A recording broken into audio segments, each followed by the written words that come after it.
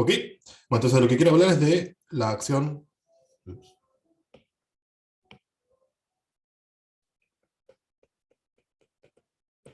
de HH1 de un álgebra sobre la categoría de módulos y sobre la categoría derivada. Bueno, entonces, la motivación de esto viene de cuentas que estamos haciendo con Cristian, Andrea y Civile, en la que tenemos un álgebra A gentil y calculamos la Perdón, comunidad. perdón. Perdón. Sí, disculpa. Derivada completa, derivada Cualquiera. ordenada. Es cualquiera Todas de las esas, derivadas que. todas las que tengo, las que te gustan. Ah, está bien. La más grande igual. Está bien. O sea, tengo, entonces, con Andrea, además, calculamos la cohomología de Hopchin, así. Y por otro lado, Civile y un montón de gente tienen modelos geométricos, ¿no? ¿Sí? ¿Eso qué significa? Que al álgebra A le asignan una superficie con borde y ciertas curvas con puntitos, no sé, una cosa media complicada.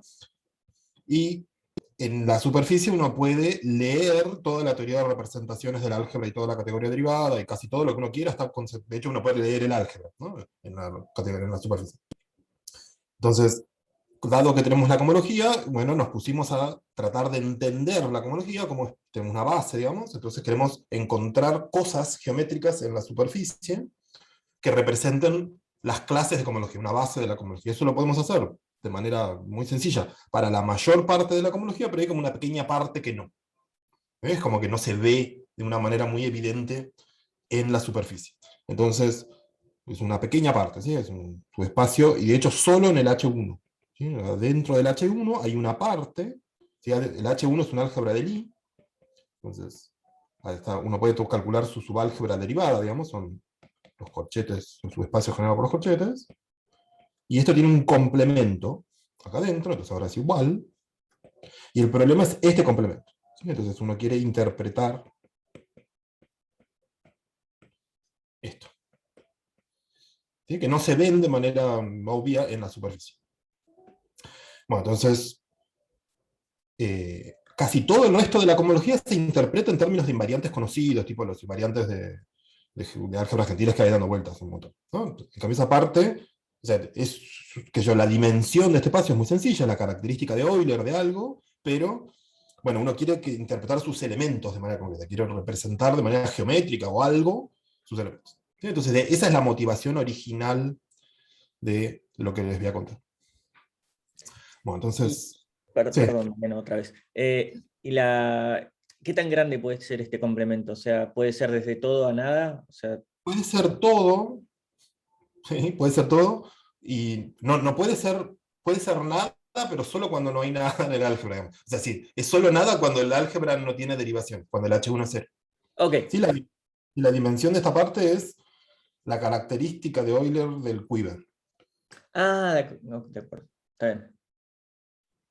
reducida, no me acuerdo, algún número que es la característica de Euler, es esa. Sí, sí, sí. Bueno, entonces,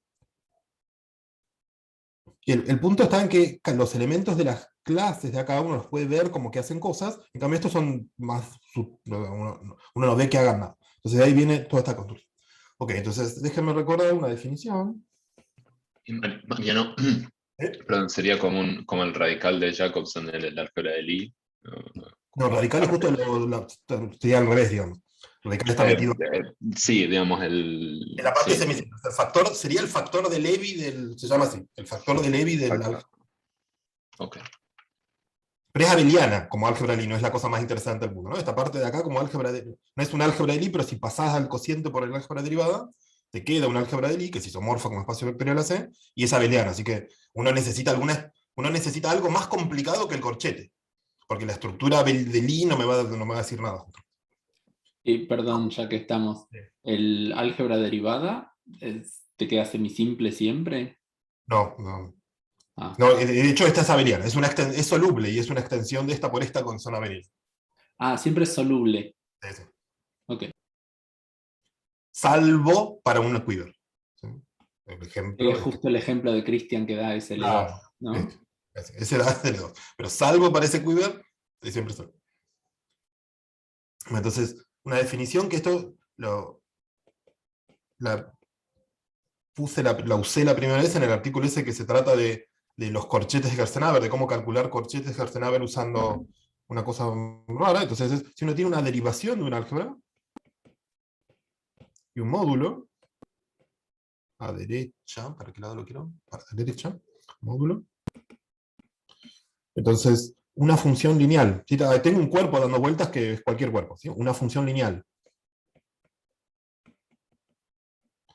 F que va de M a M. Y lineal significa sobre K, ¿no? Sobre cuerpo. Es un delta operador si vale la siguiente identidad. Cuando hago esto, eso me da esto. Si fuese así, sería un morfismo de módulos, pero no es. Multiplico por esto. Bueno, entonces es casi un morfismo alineal, y el error está medido por la derivación.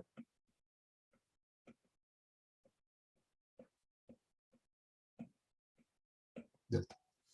¿De acuerdo? Entonces, eso es un delta operado. Sí,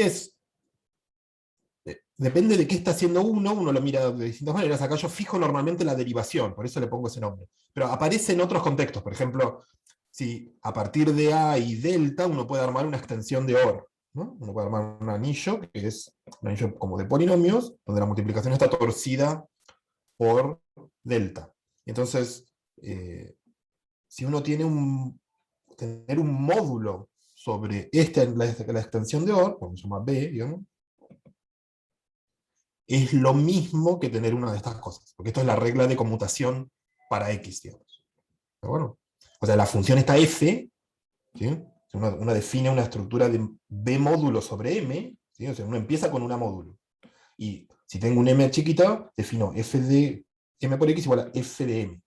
Entonces, esta relación me dice que esto efectivamente hace de un A módulo un B módulo. ¿De acuerdo? Entonces, los delta operadores sobre un módulo, sobre un A módulo A, están en biyección con las estructuras de B módulo que extienden a la de A módulo que tengo. ¿Sí? Es una forma de verlo. Otra forma de verlo, la misma cosa, es que estos son como conexiones. ¿Sí? Si uno tiene un ejemplo, no es un ejemplo, pero es lo que uno tiene que tener en mente, si uno tiene una variedad y un fibrado vectorial sobre M, entonces una conexión afín en E es una cosa que hace una cosa de este estilo. En realidad sería así. Uno tiene campos vectoriales en M por secciones de E y me da una sección, ¿no? Entonces uno lo escribe así: delta nabla sub X de un campo, una sección, eso me da algo. Y esto satisface, entonces, las cosas estas, los campos son las derivaciones del álgebra que hay acá, ¿no? Acá el álgebra que estoy mirando es E infinito de M. Los fibrados vectoriales son, por el teorema de Serre-Swann, bueno, por lo menos cuando es compacto, los A módulos proyectivos, y estas cosas se corresponden con los delta operadores. ¿Sí? No importa mucho los detalles, pero es como que esto es como una conexión. ¿De acuerdo? Uno fija un campo vectorial, entre comillas, una derivación, y esto que está acá es una conexión en el módulo M. Uno puede pensar, si uno quiere, como ¿sí? Entonces lo que digo es que si fijo un X, un campo, así, entonces esta función es un X operador, ¿sí? Donde X es la derivación, ¿no? X lo puede ver como una función que va de C infinito de M a C infinito de M, y eso es una derivación. Entonces es una fuente natural de delta operadores. Ok, entonces una observación es fácil, es que, como dijimos, un delta operador no es un morfismo lineal, porque está este término, ¿de acuerdo? Por supuesto, si la derivación es cero, este término no está, y entonces es, ¿de acuerdo? Pero lo que sí es cierto, y esto es re importante, es que, si tienen un lema, ¿sí? Si tengo dos delta operadores, para la misma derivación, entonces, la diferencia es un morfismo de módulos.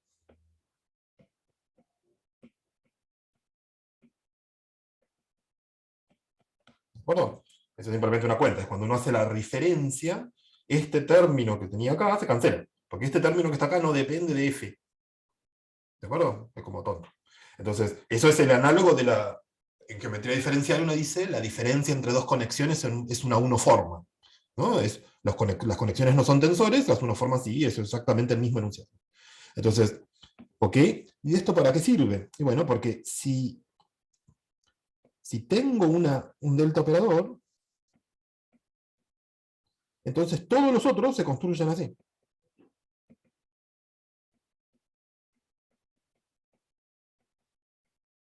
Alinear. ¿De acuerdo?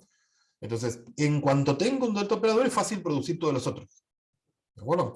Ahora, lo que es el problema que me ocupa es el problema cómo decidir si un módulo posee un delta operador. Siempre voy a tener la delta fija, ¿no? ¿De acuerdo? Y, o sea, ¿esto a qué viene? Bueno, a que no todo módulo tiene delta operadores. ¿Sí? Por ejemplo, un ejemplo muy sencillo, el más chiquito posible, creo, que es si elijo A, no sé si es más chiquito, pero el más fácil de explicar, un anillo de polinomios.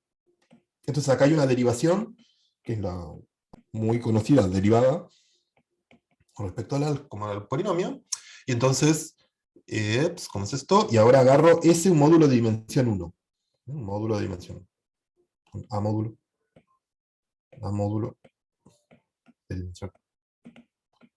¿Sí? Entonces, ese es el anillo dividido alguno de estos ideales. ¿Ok? Y entonces uno puede hacer la cuenta que no hay delta operadores. ¿Sí?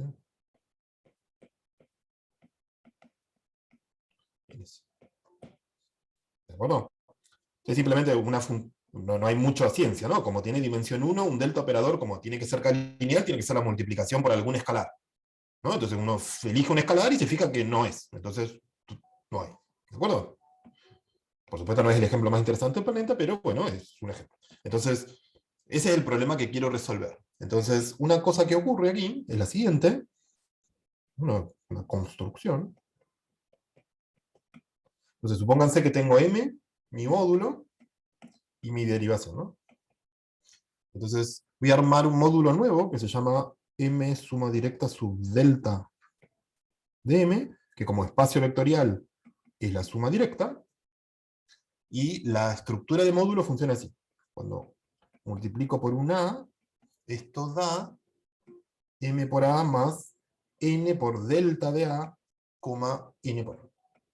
Es parecido a un producto semidirecto, a una extensión trivial de álgebras, pero con donde la derivada es distinto, ¿no? Porque no estoy armando un álgebra, estoy armando un módulo. Pero bueno, da esto. Y una cosa, uno puede ver que efectivamente es una módulo. Entonces esto es una construcción como re sencilla y remarcablemente si uno busca en la literatura clásica no aparece en ningún lado. ¿No? Y el chiste de esto es que tengo una extensión que es así.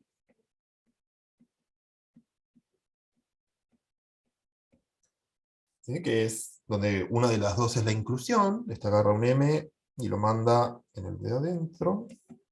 Y el otro es la proyección en el otro factor. ¿De acuerdo? Esto es una extensión de a módulo.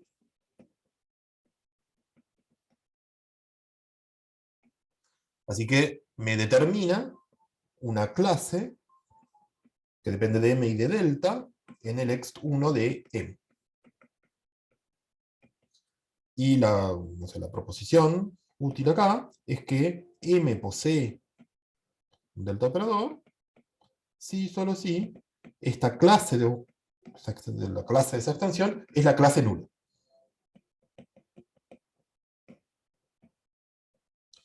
¿Sí? Es bien fácil la demostración. Esta extensión en la clase esta es nula si solo si esta extensión se parte. Porque sí, ¿no? Y si se parte tiene una sección así. Esa sección tiene dos componentes. Hay una que no es interesante, la segunda, porque tiene que ser la identidad, y la primera es el delta operador. ¿De acuerdo? Entonces todo módulo rígido tiene un delta operador. Claro, todo proyectivo, por ejemplo. De acá sale inmediatamente que todo proyectivo, sí. Ejemplo, si M es proyectivo o inyectivo, entonces tiene delta operador. Porque el x1 se anula. Como dice Hipólito, si M es rígido, se anula. En el caso del proyectivo, lo veo como que simplemente lo meto dentro de un libre y el libre tiene un delta operador obvio que es delta suficientes Pero eso veces. sería libre si fuese de rango 1. Es un poquito más complicado para construir un delta operador en general para un proyectivo, acuérdate que mi álgebra es cualquier cosa, no es dimensión finita ni nada, ¿no? Es un anillo, básicamente. Pero sí, o sea, pero necesitas usar una base proyectiva para construir. Está bien, pero digo, no alcanza con mirarlo en el caso libre y después restringir. Y tendrías que probar que todo delta operador preserva toda descomposición en suma directa. Eso Ok. es cierto, pero... Ok. ¿sí? Perdón, no es cierto, pero si un módulo, una cosa que es cierta es que si un módulo es suma directa de 2 y M posee un delta operador, entonces los dos sumandos también, y hay un delta operador que es la suma es diagonal, digamos. ¿Sí? Pero hay delta operadores en M que no respetan la descomposición, en general. ¿Sí? Igual mi pregunta iba más a, ¿hay alguna manera relativamente concreta de entender de dónde sale el delta operador en el caso inyectivo o es...? Sí, ahora. Ok. ¿Sí? Entonces, esto me comenzó de los rígidos también, pero rígido no es como que es como bien violento, ¿no? Porque rígido significa simplemente que esto da cero, ¿no? Entonces, estoy diciendo que hay un delta operador porque el x1 me da cero y bueno, pero, o sea, hay ejemplos, ¿sí? Esto es como una condición muy violenta, ¿no? Pero hay ejemplos de módulos que tienen delta operadores que no son rígidos, porque uno puede calcular explícitamente, ¿sí? Después vemos ejemplos. Y una clase de ejemplos que es útil acá son si A tiene dimensión finita, y estoy sobre un cuerpo algebraico conservado, de que yo estoy en la situación fabulando Reiten, entonces, si M es preproyectivo, o nunca sé si es pre o post, no sé, post proyectivo y preinyectivo, o como sea, también, porque hay un teorema que dice que esos módulos son rígidos, ¿sí? Tienen x1 igual a 0. Ok. Bueno.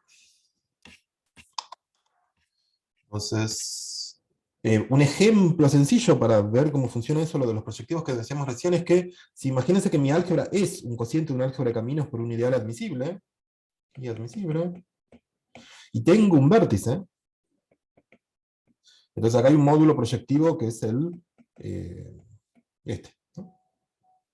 El módulo principal asociado al vértice, el proyectivo principal. Y bueno, en este caso es bien fácil ver que si tengo una derivación, entonces esto está contenido en A, ¿no? Es un módulo de A. Que esto está preservado. Perdón, no. Una derivación que se anula sobre los vértices.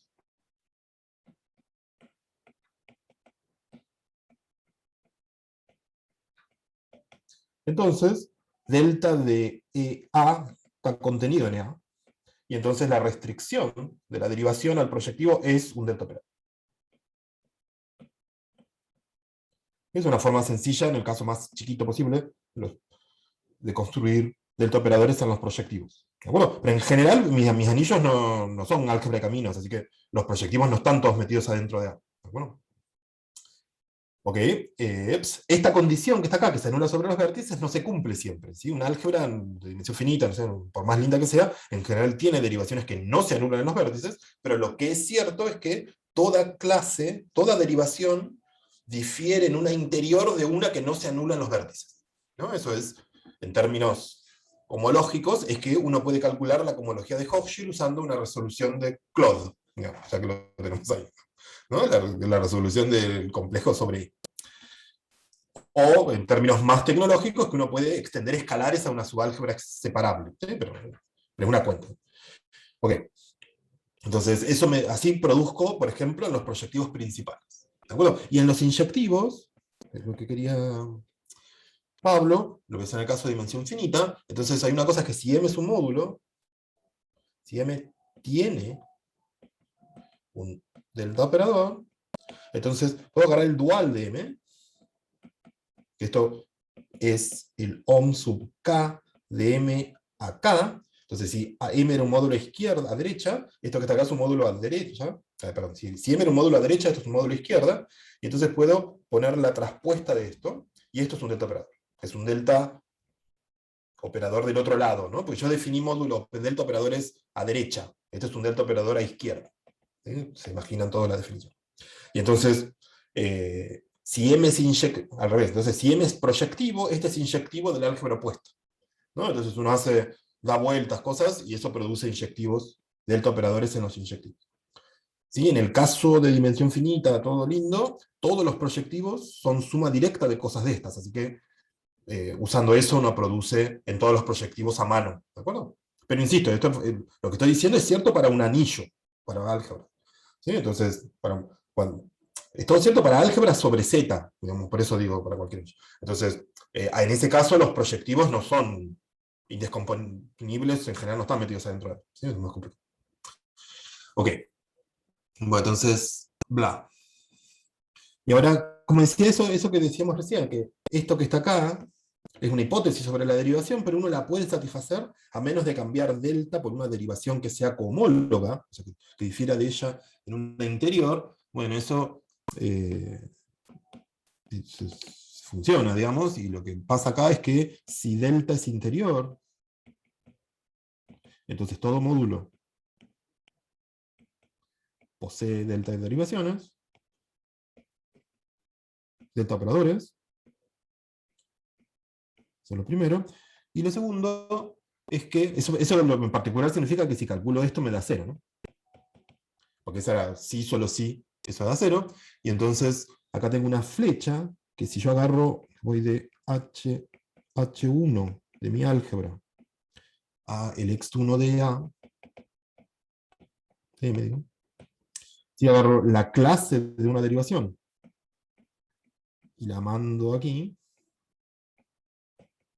eso está bien definido, ¿de acuerdo? Eso sale inmediatamente de esto que está acá. ¿Sí? Entonces esto es una función lineal.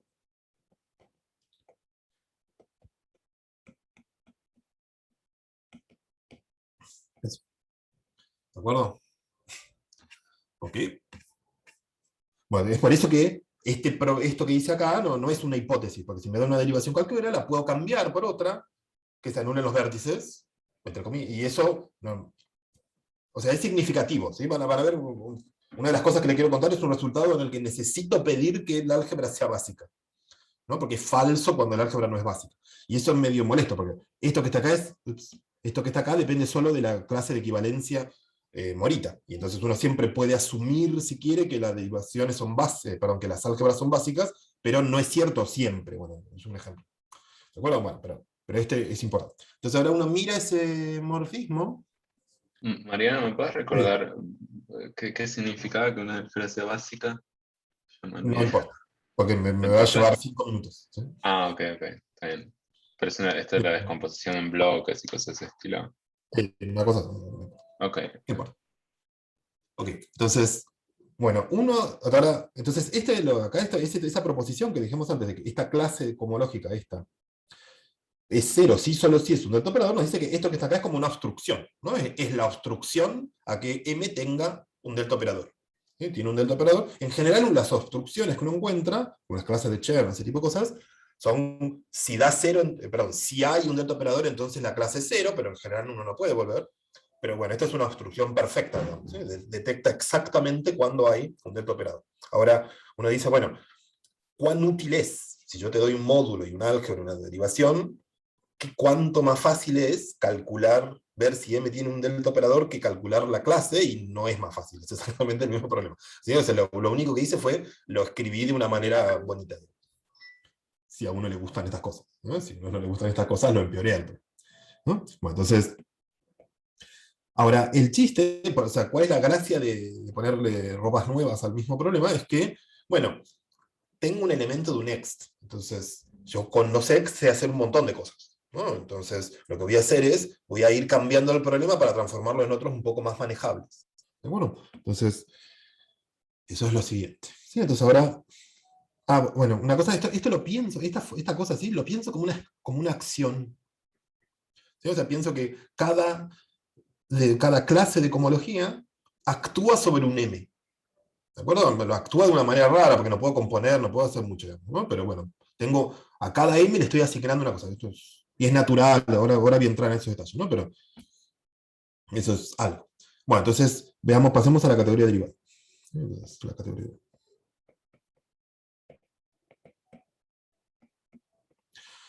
Bueno, entonces ahora, supónganse que tengo un complejo, ¿sí? Y ahora voy a hablar de categoría, voy a ser impreciso con qué categoría derivada estoy trabajando. Necesito una categoría quiero la categoría derivada de alguna categoría de complejos, no me importa cuál. ¿De acuerdo? Entonces, podemos pensar en la categoría de todos los módulos y todos los complejos, o la de los de dimensión finita, los finitamente generados, la que tiene homología finita, la que quieran. Con todas más o menos funciona. Lo único que necesito es que A esté. ¿Sí? Necesito que el módulo A esté. Bueno, entonces voy a ser medio difuso con eso porque no me importa. ¿Sí? Entonces, supónganse que tengo un complejo.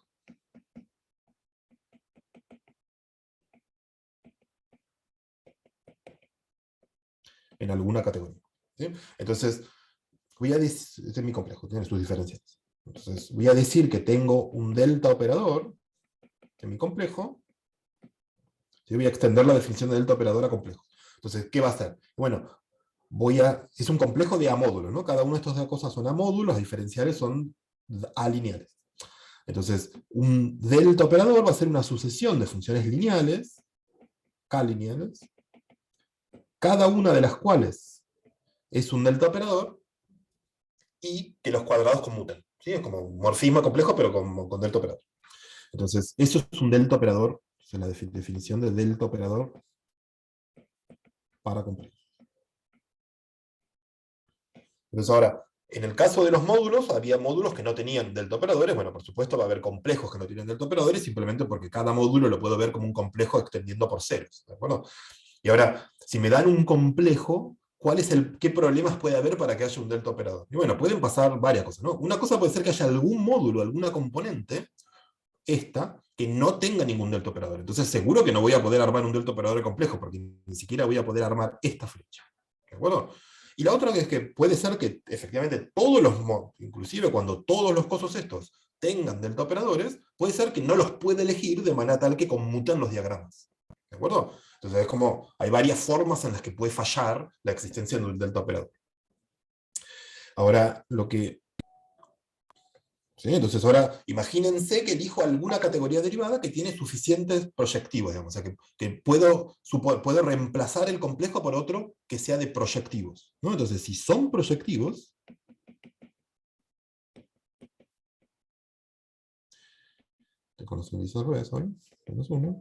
imagínense ahora que tengo un complejo de proyectivos, ¿no? Entonces, en este caso, como dijimos hace un ratito, los proyectivos poseen delta operadores, ¿de acuerdo? Entonces, una cosa que debería haber dicho antes es que el 0, la función nula, no es un delta operador en general. ¿Sí? O sea, fíjense, porque uno dice, bueno, ¿por qué no puede haber? Y bueno, porque está la función nula, eso siempre es un morfismo de módulo. ¿Qué falla acá? Y bueno, que si f es 0, si esta es la ecuación que significa, ¿no? Si f es la función nula, esto es 0 y esto es 0, y entonces esto tendría que ser 0 para todo m y todo a. Entonces, salvo que la derivación tome valores en el anulador del módulo, la función nula no es un delta operador, ¿de acuerdo? O sea, uno no puede sacar, porque si no habría siempre. Ok, entonces hay un caso de el complejo de proyectivos, ¿no? Pues ahora lo que puedo hacer es, bueno, para cada P, para cada I, elijo algún delta operador, que sé que existe.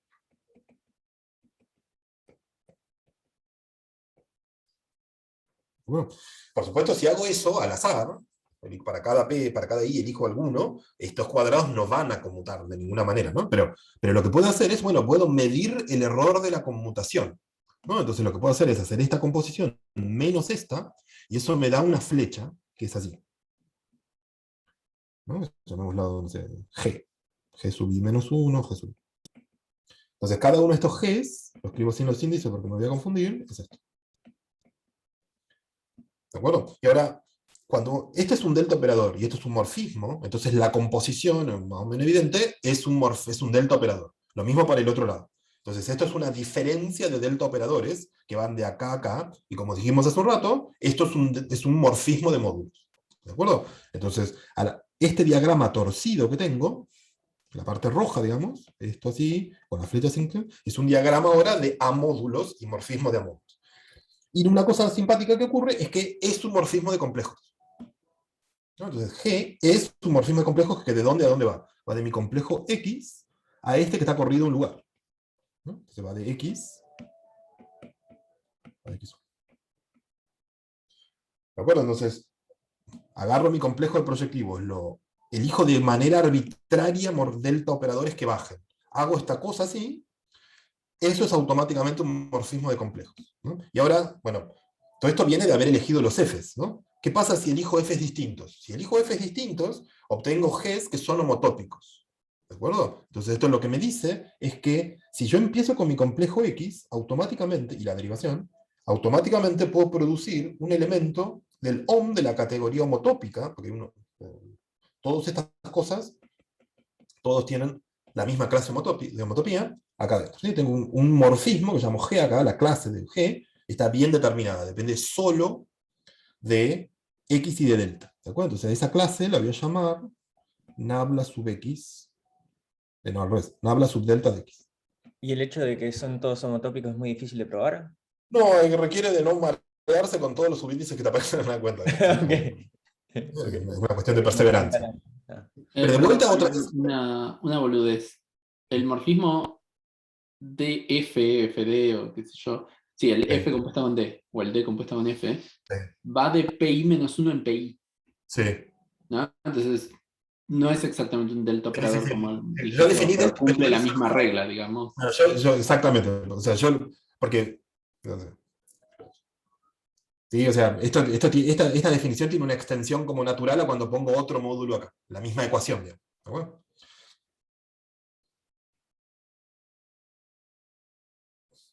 Ok.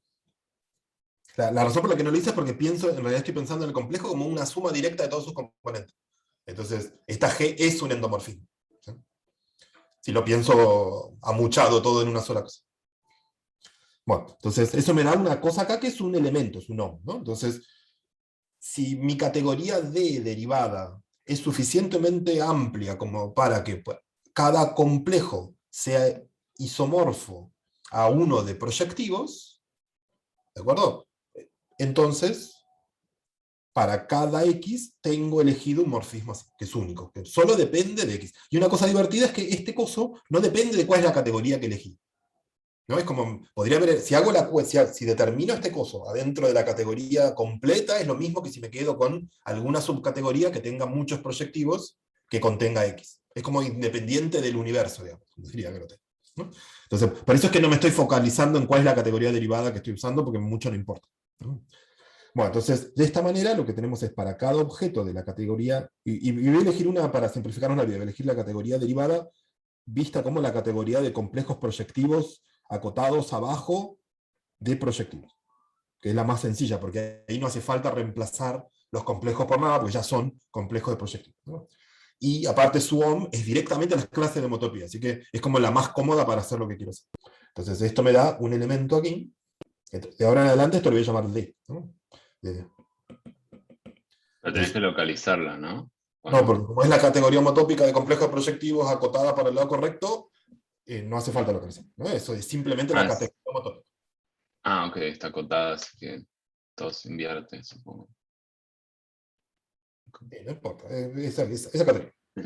Sí. Bien, entonces tengo una cosa que llamo así, perdón, al revés, con la X abajo y delta, que es un elemento ahora del OM en D, que va de X a X1. Marina, arriba le pusiste la delta abajo, ¿era al revés? Quiero que la delta sea el argumento. Ok. Que es un poco confuso porque es al revés que la notación para las conexiones. ¿Sí? Las conexiones, la derivación. Okay. Bueno, entonces, acá la gracia de esto, o una de las gracias, es que si tengo un módulo, entonces, por un lado puedo calcular esta cosa, que era un elemento del x1 de MM. Por otro lado, puedo agarrar a M, mirarlo como un complejo concentrado en grado cero, y calcular esto.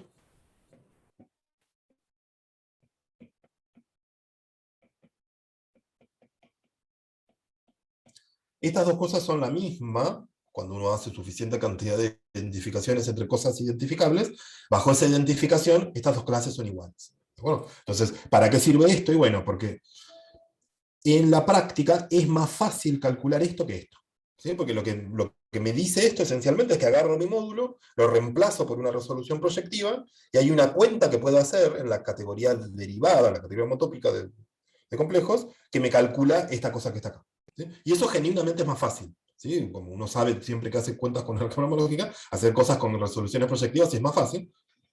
Ahora el problema es que el complejo va a ser infinito, no sé, pueden pasar cosas, ¿no? Pero esto efectivamente sirve. Si uno quiere calcular esto, la forma práctica en la vida diaria es hacer esta cuenta, es hacer la cuenta en el mundo de los complejos.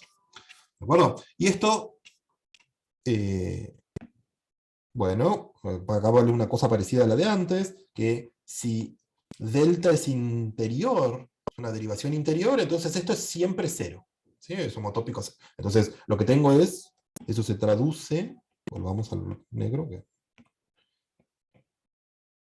¿sí? Se traduce que en realidad esto nos da una cosa que va del H1 del álgebra al OM de x, x1, que agarra una clase de una derivación y lo manda a la cosa esa.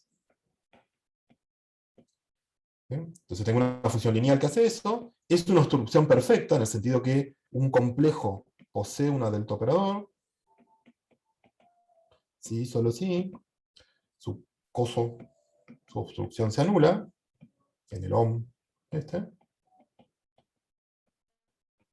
Y aparte, hay un triángulo, si me dan un X, hay un triángulo distinguido que dice algo así como X suma directa delta X, X1, donde esto no les digo qué es, pero se construye parecido a la construcción que hicimos para los módulos.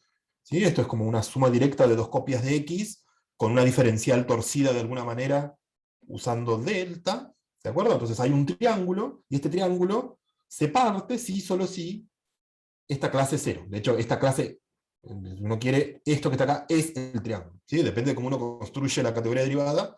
Hay veces que los morfismos se pueden escribir como triángulos. Bueno, es el triángulo. ¿De acuerdo? Entonces todo funciona exactamente igual que para los módulos. ¿No? Ok. Buenísimo. Y aparte, esto ahora sí tiene más sentido decir que esto es natural. ¿Sí? O sea, acá lo que tengo es una transformación, una cosa que va de H1 de a el OM sub D de XX para todo X, y esto es natural.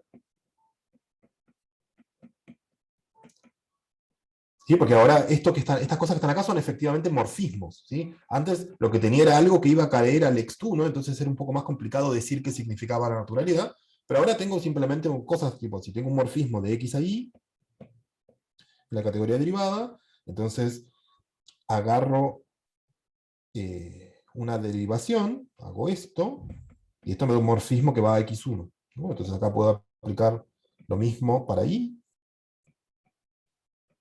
Acá pongo I de 1, y acá puedo poner F shifteado. Ese cuadrado conmuta. ¿De acuerdo? Entonces lo que tengo es una transformación natural. ¿De acuerdo? Para cada X tengo una cosa que va a su shift.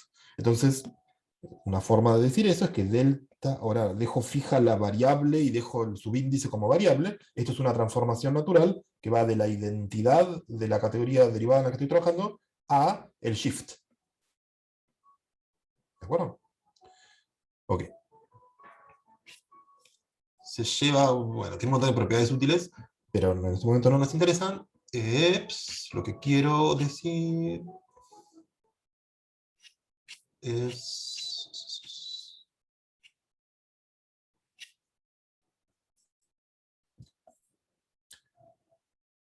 Bueno, ok. Entonces, esto le tiene que sonar a mucha gente de muchos lados. Bueno, hay una cosa que se llama, o sea, si uno tiene una categoría, supongamos que lo voy a hacer para la categoría de derivada completa ahora,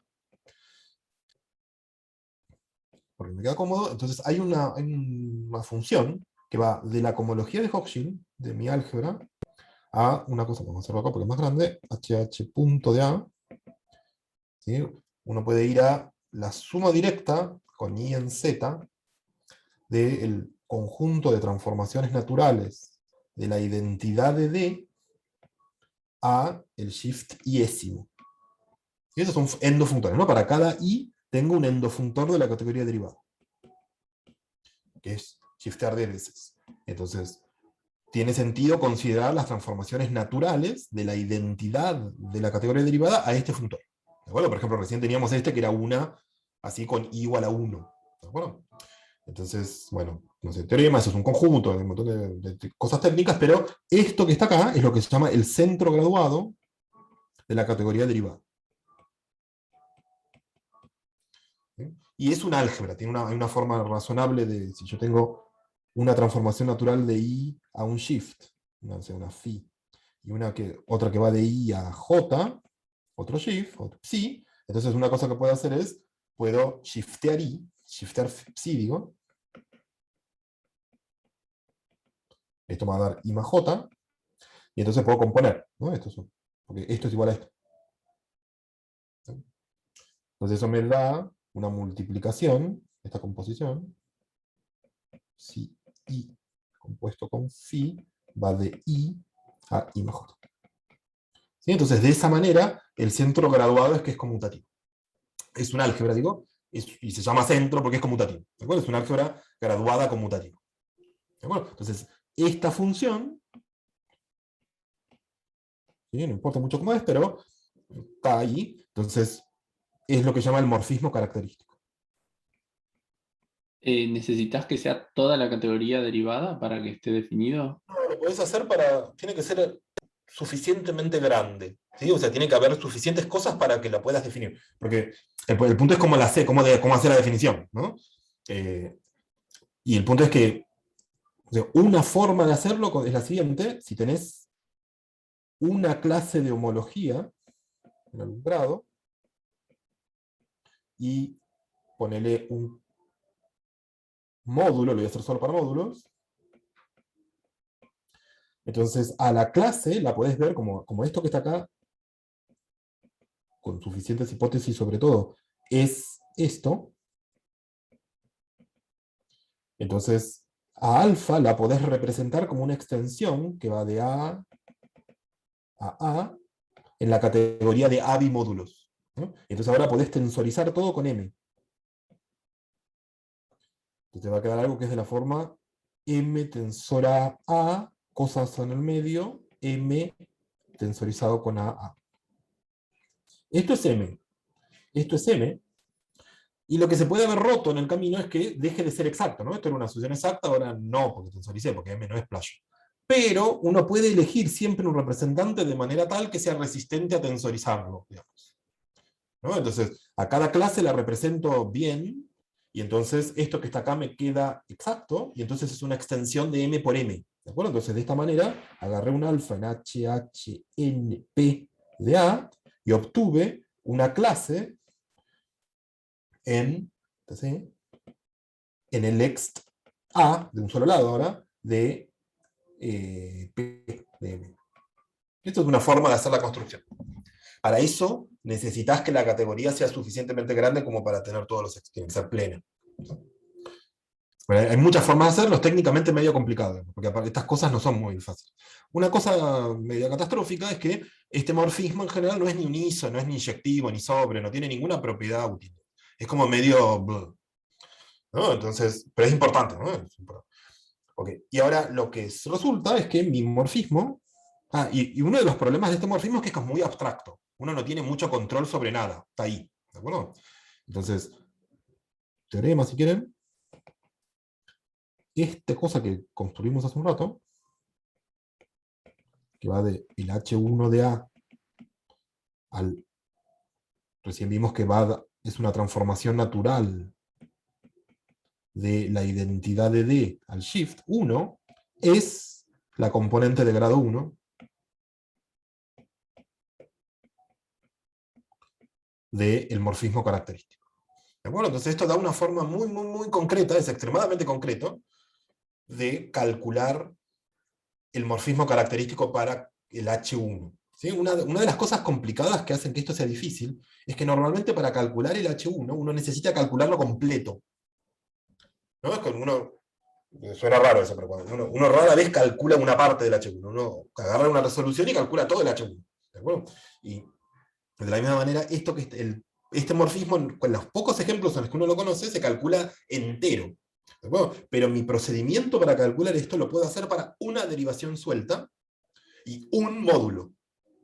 ¿Sí? O sea, no necesito, porque determinar una transformación natural completa es difícil, porque hay que dar mucha información. Si uno tiene un álgebra, no sé, imagínense salvaje, hay muchos módulos. ¿De acuerdo? Pero mi procedimiento es re puntual, lo puedo calcular, me dan una derivación, un módulo, tengo un procedimiento que me calcula una componente de la transformación natural. Eso es extremadamente útil cuando uno no tiene ningún control sobre el álgebra. ¿De acuerdo? Bueno. Ok. Entonces eso es divertido porque uno se puede preguntar qué pasa con los otros grados, ¿no? Entonces, si yo pongo 2 acá, entonces esto va a 2, por supuesto. Bueno, ahí hay algo hecho por esta chica que nunca me acuerdo cómo se llama, Lowen, ¿cómo es? Wendy Lowen, Wendy. en la que hace cosas parecidas con extensiones, con deformaciones. ¿De acuerdo? O sea, porque los elementos de acá con el 2 son deformaciones, entonces hay algún sentido en el que uno puede transformar una extensión en una transformación natural. María Julia también hizo algunas cosas en las que ella considera, si tengo un 2 cociclo que me da una extensión infinitesimal de un álgebra, entonces ella está estudiando con Lucrecia desde hace un tiempo, de qué manera deformar los módulos. Esas deformaciones de módulos, si uno las da vueltas, las mezcla, mete formalismo, digamos, uno las puede transformar como transformaciones naturales de la identidad al segundo shift. No es lo mismo que hace Lowen, lo de Lowen por supuesto es más difícil, porque está todo lleno de infinitos, digamos. Pero, o sea, Más difícil de entender, ¿no? más difícil de entender, si no digo que sea más difícil de hacer, pero es como una cosa técnicamente complicada. Entonces, y hasta ahora que yo sepa, se para ahí. Y uno se puede preguntar por qué se termina en grado 1 y grado 2 lo que uno sabe hacer, no lo que se puede, sino lo que uno sabe, y es porque H1 y H2 de Hochschild tienen interpretaciones muy concretas. H1 son derivaciones y todas mis cuentas son re concretas. Y el H2 son de extensiones infinitesimales, es un poco menos concreto, pero es bastante concreto. Digamos. En cambio, para H3 y demás, no tenemos una representación concreta, no es que hay un objeto que están correspondiendo, o sea, hay, porque no sé, el H3 son los yerbs, ¿no? Pero son cosas que son simplemente rephrasings de la definición de cociclo, no me ayudan en nada para hacer nada útil. Bueno, pero bueno, esto tiene que funcionar en general. Ok, entonces, esto es simplemente bla. Entonces, ¿qué es lo que quiero hacer acá? Porque mi objetivo, ¿se acuerdan? Era, tengo un montón de derivaciones para mis álgebras gentiles, y lo que quiero finalmente es establecer distinciones entre ellas. Quiero poder decir, esta derivación le pasa a no sé qué, esta otra le pasa a tal otra. Porque empecé con un espacio vectorial medio inerte. Tiene un corchete de Lie, pero ese corchete no es interesante porque es abeliano. Entonces necesito hacer algo más para distinguir esas derivaciones. Ok, bueno, entonces la idea es estudiar el núcleo de... Voy a volver a los módulos, solo porque es más fácil de explicar. ¿Sí? El núcleo de esto. El núcleo de Persila M. Bueno, entonces lo que quiero hacer es lo siguiente. Me dan una derivación y defino el núcleo de esto como la subcategoría plena generada por los módulos que poseen un delta operador, o sea, que les pasa esto. ¿De acuerdo? Entonces esto es una subcategoría de la categoría módulos. Ya, Yo quiero trabajar. ¿Sí? No sé si quizás vas a decir algo al respecto, pero viste que en general hay una situación donde uno tiene un operador como este, que es como no sé si morfismo de conexión, pero es un shift, y cuando das 0 podés definir una nueva operación, y si das 0 definir una nueva, y así haces algo así, o Tipo, decir como una operación tipo una operación secundaria. No, eso no es lo que quiero. Eso va a aparecer cuando uno quiere, porque este morfismo es un morfismo de álgebra. ¿Sí? Entonces, una cosa por el estilo va a producir operaciones secundarias en la cohomología, eso es seguro. Pero bueno, otra cosa. Ok, entonces, esto es mi núcleo, ¿no? Es la categoría plena generada por los módulos que tienen un delta operador. Eso es mi cosa. Entonces, si tengo un álgebra de dimensión finita y me gustan los módulos finitamente generados, me puedo quedar con eso, todo flexible, digamos. ¿Sí? Depende de qué quiera hacer, lo hago.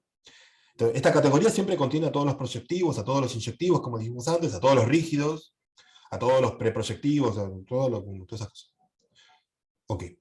Bueno, entonces, una primera observación es que esto es cerrado, el núcleo, es cerrado por sumandos.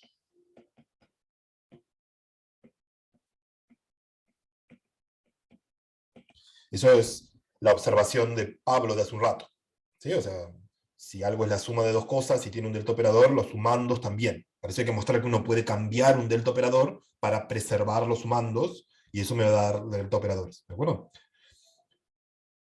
Todo lo que voy a decir ahora se demuestra en la categoría derivada. ¿Sí? O sea, pero a pesar de que estoy trabajando en los módulos. Por eso es que ahí es donde uno ve que es más fácil trabajar con resoluciones proyectivas que con los módulos de partida. ¿De acuerdo? Entonces, es cerrada por coso. Bueno, entonces, ¿eso qué significa? Por ejemplo, si estoy en un caso de dimensión finita, cuerpo geométrico encerrado, que yo todo lindo, entonces, esto me dice que el núcleo está determinado es una parte del diagrama de Slander-Rayleigh. Porque alcanza con saber cuáles son los módulos indescomponibles que están en esa subcategoría. ¿De acuerdo? Entonces, esto es una práctica que hace, bueno, para cada derivación me determina un subconjunto de los vértices del cubierto de Slander-Rayleigh. Y, bueno, eso me pone feliz porque yo quiero hacer distinciones entre las derivaciones, y a mí me gustaría que distintas derivaciones determinen distintos subconjuntos. ¿De acuerdo? Eso es lo que quiero hacer. Ahora, es medio un embole ponerse a calcular, digamos, ¿no? Porque si me dan un módulo, hacer la cuenta de la resolución es un lío. ¿Sí? No es muy placentero, porque en algún momento uno tiene que chequear que un cierto morfismo en la categoría derivada, o en la categoría de un cierto morfismo de complejos, es homotópico a cero. Y eso no es fácil, en general. ¿Sí?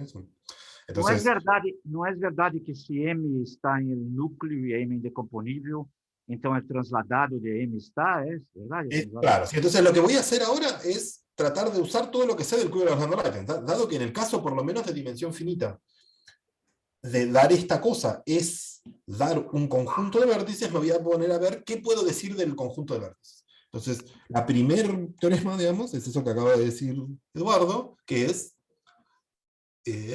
que si M está en el núcleo, o sea, si delta tiene un delta, si M tiene un delta operador,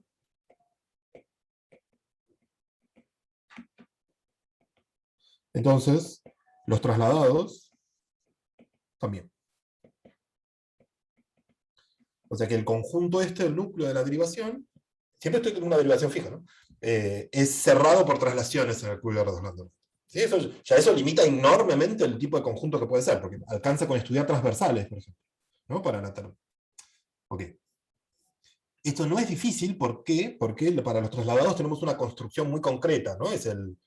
Nunca me acuerdo cuál es, pero es el DTR, ¿no? Entonces, como tau es DTR, o tau a la menos 1, alguna vez voy a tener que aprender, pero son este y este. Entonces, es estudiar esas dos construcciones. ¿Sí? Hace un ratito habíamos visto que dualizar preservaba la propiedad de tener delta operadores, y bueno, hay que hacerlo para el TR, ¿sí? Para la traslación de Slander-Rayleigh, para la traspuesta de Slander-Rayleigh. ¿De acuerdo? Entonces, esto es una cuentita aburrida, pero larga, digamos. Mariano, eu Sí. estou um pouco perdido, não me acordo, talvez já hablaste. El núcleo é cerrado bajo extensiones ou não? De eso voy a hablar justo ahora. Bueno. ¿Sí? Entonces, esto que está acá, dije, es cerrado por traslaciones. Entonces, ahí lo natural sería que sea lo que quiere Eduardo. ¿Sí? Si fuese cerrado por extensiones, y bueno, entonces eso me da como pedazos llenos, convexos, de la categoría del quiver de Slander-Rayleigh. Pero no es cierto. ¿Sí? Un problema, el núcleo, no es cerrado por extensiones.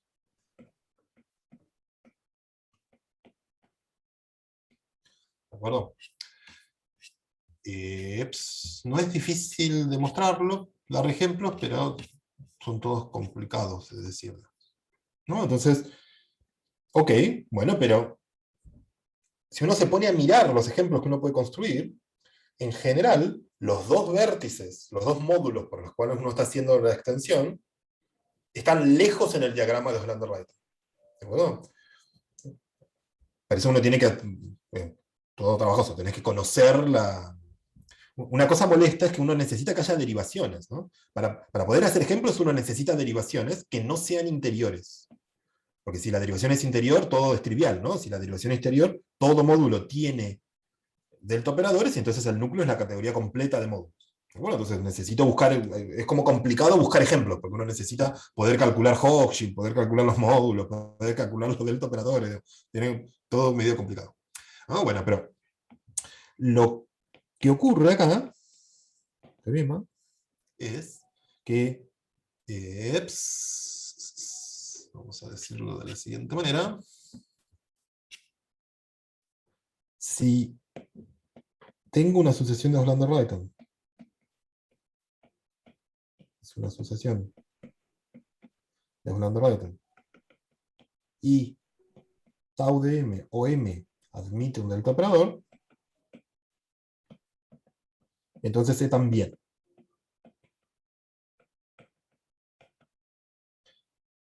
¿De acuerdo? Entonces, y acuérdense que era cerrado por sumandos directos, así que si E admite un delta operador, entonces todos sus sumandos directos también. ¿De acuerdo? Entonces, y recién vimos que si uno de estos dos admite, el otro también, ¿no? Porque puede ir para adelante o para atrás con tau, así que eso significa si cualquiera de estos dos tiene, o si M tiene, de hecho, entonces E también, ¿no? Entonces, esto lo que me dice es que el núcleo de D contiene mallas completas. Si tiene un módulo, entonces tiene el otro que está trasladado, y tiene todos los que están en el medio. ¿De acuerdo? O sea que el núcleo contiene meshes completos, ¿no? El coso de estos se llaman mesh. ¿Sí? Tiene esos rectangulitos completos. Porque eso es más feliz, porque eso significa que si yo conozco la categoría de módulos lo suficiente como para poder conocer, por ejemplo, cómo es el diagrama de Hollander-Reiten, entonces, y bueno, en cuanto vea que algún módulo tiene un delta operador, entonces puedo ir avanzando automáticamente usando la categoría de la estructura de Hollander-Reiten. ¿De acuerdo? Ok. ¿Pero eso no te Bueno, llena entonces ahora, la componente? perdón. ¿Eso no ¿De vuelta? eso no te llena la componente conexa totalmente? No, porque hay veces en que no podés atravesar los proyectivos. Ah, ¿Eh? Ahora voy a llegar ahí. Evidentemente todos pensamos lo mismo, porque las preguntas que están haciendo son las mismas preguntas que llevaron a hacer toda esta cuenta, ¿no? Entonces, esto que está acá es más complicado de probar, ¿sí? Porque acá la forma en que uno lo demuestra, la demostración es larga, digamos, me dan dos módulos, M y N, y entonces las clases de sus extensiones están, como todos sabemos, están metidas acá, ¿no? Están clasificadas por esto que están. Y ahora, uno dice, bueno, si M y N tienen delta operadores, ¿cuáles de los elementos de acá admiten un delta operador? ¿Sí? Eso es medio flexible, porque estas cosas que están acá son extensiones, ¿no? Son como estas. Entonces, lo que uno tiene que hacer es adaptar la noción. Uno tiene que decir, bueno, quiero un delta operador de E, pero que haga conmutar el diagrama. Escribámoslo acá. Tengo una extensión, 0mn, em. Entonces, para este y este tengo delta operadores, entonces no voy a buscar cualquier delta operador, sino voy a buscar solo los que hacen conmutar el diagrama. Entonces, eso me da un problema nuevo, digamos. Quiero ver si puedo completar con un delta operador. Y de vuelta generó una teoría de obstrucción. Genera una clase de cohomología en algún lado, que cero, sí, solo sí, es posible resolverlo. Y después eso lo hago para cualquier extensión, ¿no? Tu pode suponer que essa categoria, que essa extensão está no zócalo de los extras, de modo que el Claro, morfismo... lo hago completo, ¿sí? Porque para poder hacer esto necesito hacerlo para el ex completo, lo necesito con toda la generalidad, ¿no? Y después uso el hecho de que si M y N son uno el trasladado del otro, esto que está acá tiene un zócalo simple, y que el zócalo está generado por la extensión de Hollander-Reiten. Y usando el hecho de, pero para poder concluir, entonces de ahí sale que, porque en el fondo lo que sucede suena medio raro, por eso no quiero entrar, pero uno construye, fíjense, esto que está acá es un módulo de este lado sobre los endomorfismos de M y de este lado sobre los endomorfismos de N. ¿No? Esto actúa por este lado y actúa por este lado. Entonces, lo que uno hace es, uno construye una flecha así que baja, que es un delta operador para algo. ¿Sí? O sea, a partir del delta operador de M, uno puede construir una derivación acá. Para el delta operador de N, uno construye una derivación acá. Entonces, esto que está acá es un módulo sobre estos dos anillos, y entonces tiene sentido que algo sea un delta operador bilátero. Entonces, eso produce un delta operador acá, y usando un poquito de la teoría de estructura de los delta operadores, uno ve que ese se tiene que anular en el zócalo. Y entonces eso prueba usando esa caracterización de Oslander-Reiten, que está en el zócalo, ¿de acuerdo? Y entonces para esa extensión la obstrucción se anula, y entonces pues eso prueba el teorema. Es como, no es difícil, pero es como largo, requiere de mucha fe que va a terminar bien, digamos, ¿sí?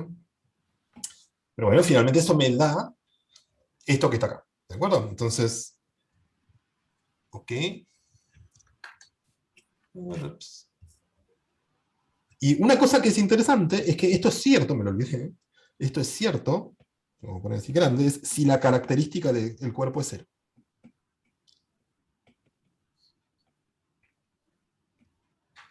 ¿De acuerdo? Si la característica no es 0, entonces es mentira. Eso significa que hay algo no trivial en la demostración. Porque, o sea, no es puramente formal, porque en algún momento uno necesita hacer algo con la característica. ¿De acuerdo? Y es falso, o sea, no es que la demostración no funciona, sino que es falso el enunciado. ¿Sí? En característica positiva uno puede hacer ejemplos, es fácil, uno agarra cualquier Nakayama autoinyectiva en característica positiva, y eso da un contraejemplo. ¿De acuerdo? Uno puede encontrar en el Cuidado de Oslander-Reiten una extensión larga, de una extensión cortita, digamos, hay un mesh, que no tiene la propiedad de que los dos de las puntas están, pero el del medio. ¿No? Y el ejemplo que construiste depende de la característica que elegís, o sea, tipo la cantidad de... Sí. En general. Mariana, ¿es el que mencionaste? K a la T sobre T a la T sobre característica P, o dijiste en Nakayama? Eso te da un ejemplo, sí, pero el punto es que uno puede encontrar ejemplos o sea, si me das un álgebra de característica P que satisface ciertas condiciones, puedo encontrar en algún lado un contraejemplo. Ok. ¿Sí? O sea que es como, no, porque si no podría ser que ese sea el único problema, digamos, ¿no? Pero es como general. Hay una cosa realmente no trivial en característica P, y eso no es sorprendente porque estoy trabajando con derivaciones. Mas mesmo em característica P, isso vai depender da delta que escolhes. Claro, exactamente, sí, va a haber derivaciones donde dé 0 y otras donde no. Sí. Tem alguma coisa a ver com a delta ser integrável ou não? Exactamente, ¿sí? O sea, no es sí solo sí, pero si la delta proviene de una derivación superior, entonces funciona. Ah, bom. O sea, tiene que ver con el álgebra de Hopf de automorfismos del álgebra, es una cosa complicada.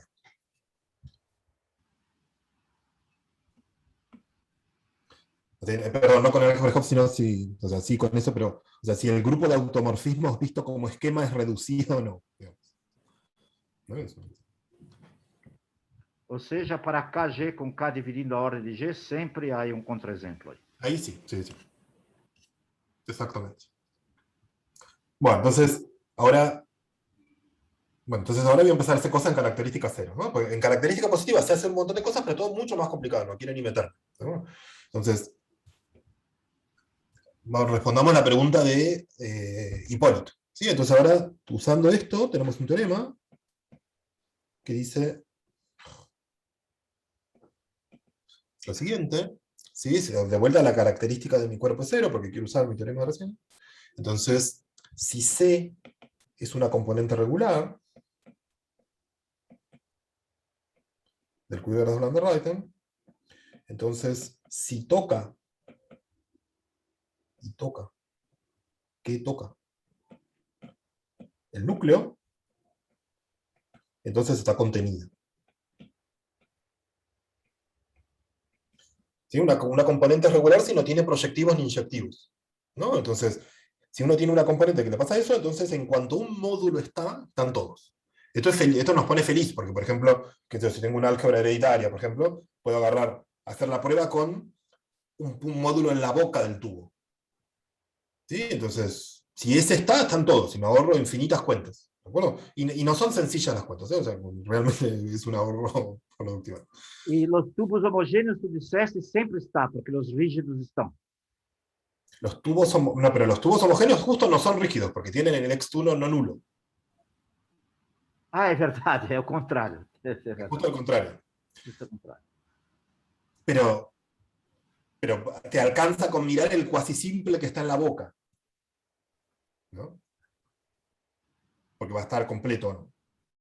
Bueno, entonces, otra cosa que pasa, bueno, entonces esto me deja las componentes no regulares, ¿no? ¿Para qué hago con ellos? Entonces, proposición, esto es fácil. Entonces, si el núcleo de esto contiene las componentes, si es que hay alguna, preinyectivas y post-proyectivas. Eso es simplemente porque los módulos que están en esas componentes son rígidos. ¿De acuerdo? Entonces, esto significa que, imagínense una álgebra hereditaria para simplificarnos la vida, y bueno, en este caso están las componentes preinyectivas, las poinyectivas, las regulares, esos son todas. Pero si salgo de ese mundo gentil de las álgebras hereditarias, y bueno, hay cosas intermedias. Eso pasa ya para las álgebras gentiles. Para las álgebras de string, por ejemplo, hay componentes que tienen algún proyectivo, pero que no son post-proyectivas porque hay ciclos. ¿Sí? O sea, casi cualquier ejemplo mínimamente no trivial que uno elija de una álgebra gentil, que tenga algún ciclo, eso va a dar una componente que no es ni regular ni pre-post-inyectiva. ¿De acuerdo? Entonces, ¿qué hago con esas? Bueno, entonces, cada vez se pone más complicado hacer las demostraciones, pero bueno, teorema, sigo con mi carácter. Esto acá no hay características, esto es para todas las características. Y ahora vuelvo a la característica cero. Entonces, si tengo una componente no regular, digamos Landroiden, y entonces digo que C está contenida en el núcleo, si satisface las siguientes condiciones, si cada vez que contiene un proyectivo o un inyectivo, un proyectivo contiene a su top, y lo mismo para los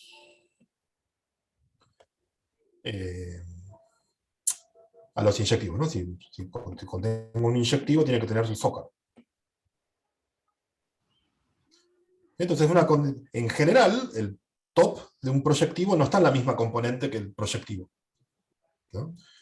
Entonces, bueno, si pasa que están, entonces eso es suficiente. ¿De acuerdo? Como es no regular, va a haber algún módulo proyectivo-inyectivo, entonces la condición no es vacía. ¿De acuerdo? Tengo que ir a ver si lo encuentro al top o al zócalo, dependiendo, y esa es la única obstrucción, ese es el problema que decía. Tu vas a tener que encontrar el zócalo o el top en el núcleo o en la componente. En la componente, no es una propiedad de la componente. De la componente.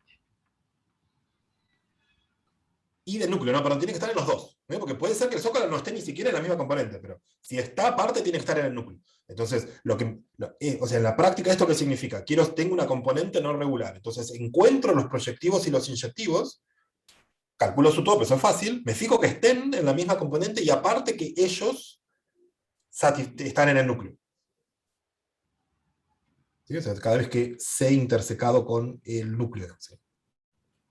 No, pero esto es un procedimiento finito. Todo esto que estoy diciendo es para álgebra de dimensión finita, ¿no? Estoy hablando rápido.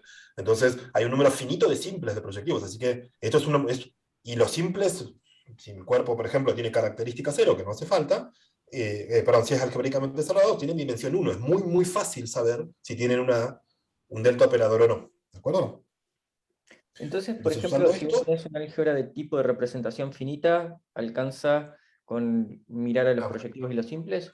El siguiente teorema, ahora voy a llegar a eso. ¿Sí? Ok, perdón. No, pero está bien, porque eso significa que pensamos igual. Bueno, entonces, ahora el problema es cómo hago para garantizar esto, porque a mí me gustaría que todos estén, o algo así, digamos. Esto resolverlo. ¿No? Entonces, no voy a entrar en detalles, pero acá hay toda una teoría de las non-shortening derivations.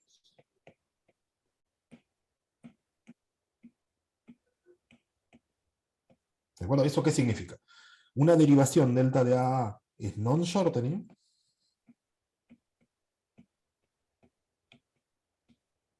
si, ¿cómo es? Si toda la imagen de la derivación está contenida en el radical. Se llama así, no acorta, porque manda.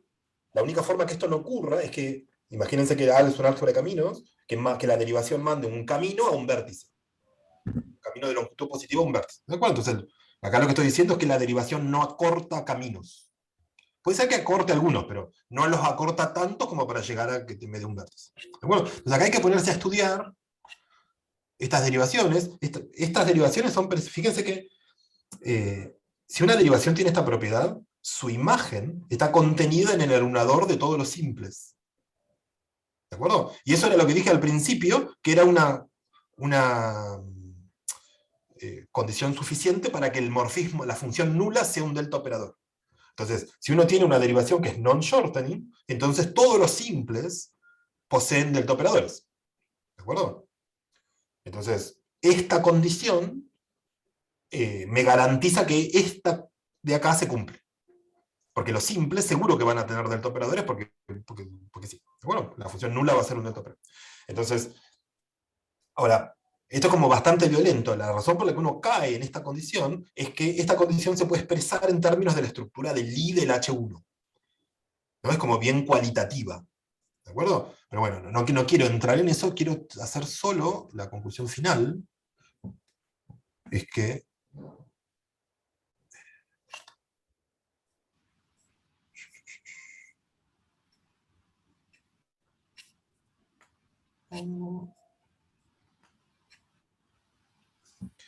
si quiere. Isso já lo tienes escrito? Está casi todo escrito. Sí, Você estava falando com o André. ¿De vuelta? Estava falando com o André. Ah. Ok, entonces, una cosa que acá ocurre, hay un teorema importante, digamos, que es útil, es que si la derivación se extiende a una derivación superior, que eso es lo que decía, no importa mucho, pero si se extiende a una derivación superior, es lo que decía Eduardo hace un ratito, no me importa en este momento, pero solo me da un criterio, digamos, lo quiero mencionar, entonces es non-shortening. Y esto establece una condición, esto de acá se mete en la geometría algebraica, porque esto que está acá es una propiedad geométrica del grupo de automorfismos del álgebra. ¿De acuerdo? Ok. Bueno, entonces, y esto tiene una proposición, lo que uno usa es que si A es básica, y delta es una derivación.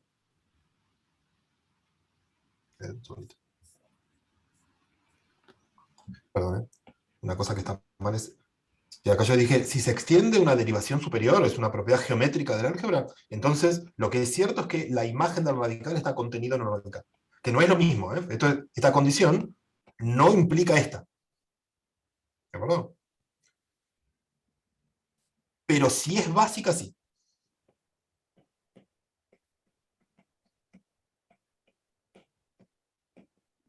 ¿Puedes repetir eso, por favor? Sí, ahí. No, entonces, esto que estoy diciendo es, si la derivación tiene esta propiedad geométrica, que en este momento no nos importa cuál es, entonces manda el radical al radical. ¿Sí? Eso es en característica cero, es un teorema de Hochschild, y uno lo puede probar en característica positiva viendo qué fue lo que probó Hochschild. ¿De acuerdo? Y ahora, si el álgebra es básica, entonces una derivación que preserva el radical manda toda la álgebra al radical. ¿Sí? Entonces, esa es la condición de ser non-shorten.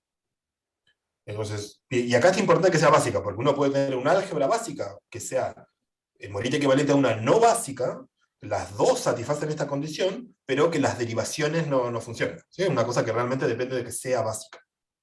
Bueno, esto me da esto es lo que está acá, ¿para qué sirve? Y bueno, me da una condición para que valga esto, que se escribe geométricamente en términos del grupo de automorfismo del álgebra, que me garantiza que esto se cumple.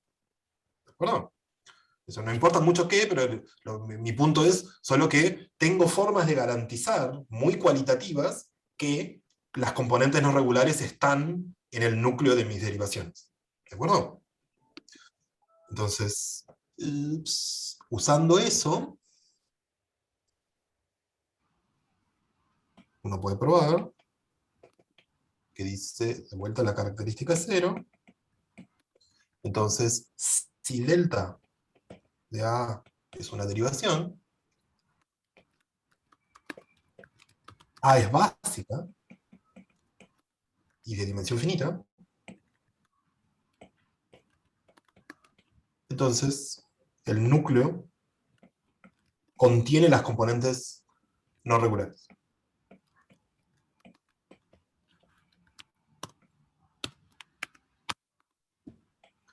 ¿De acuerdo? Esto es no trivial en el sentido que depende de cosas profundas, digamos, porque hay que pasar por... No es difícil, no digo que sea difícil, pero esto que está acá no es evidente, ¿no? Pero bueno, este teorema lo que me dice es que sale de estudiar la estructura del Lie del H1, que bueno, que en realidad lo único interesante son las componentes regulares. ¿De acuerdo? Entonces, si me das una derivación, todas las componentes preyectivas y posinyectivas están en el núcleo, todas las no regulares también, y entonces lo interesante es saber cuáles son las regulares que están en el núcleo. ¿De acuerdo? Un corolario simpático es que si el álgebra tiene tipo de representación finito,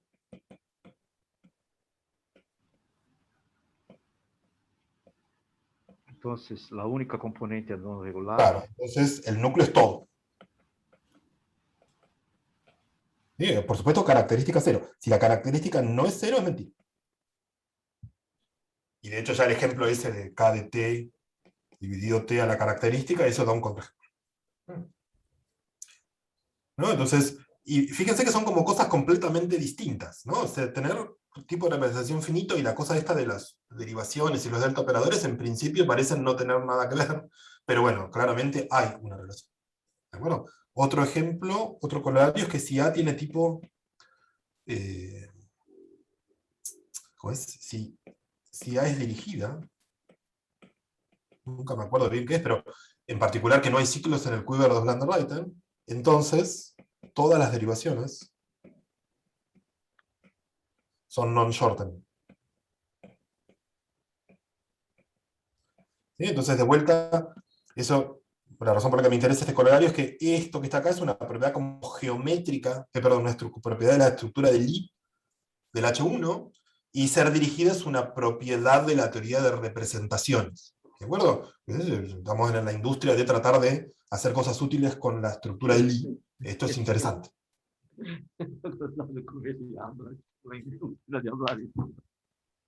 Entonces... ¿Sí solo así? No. Eso Sí, sería maravilloso. los últimos resultados, ¿cuál es la hipótesis sobre delta? Ninguna. Es una cosa divertida que no tengo hipótesis.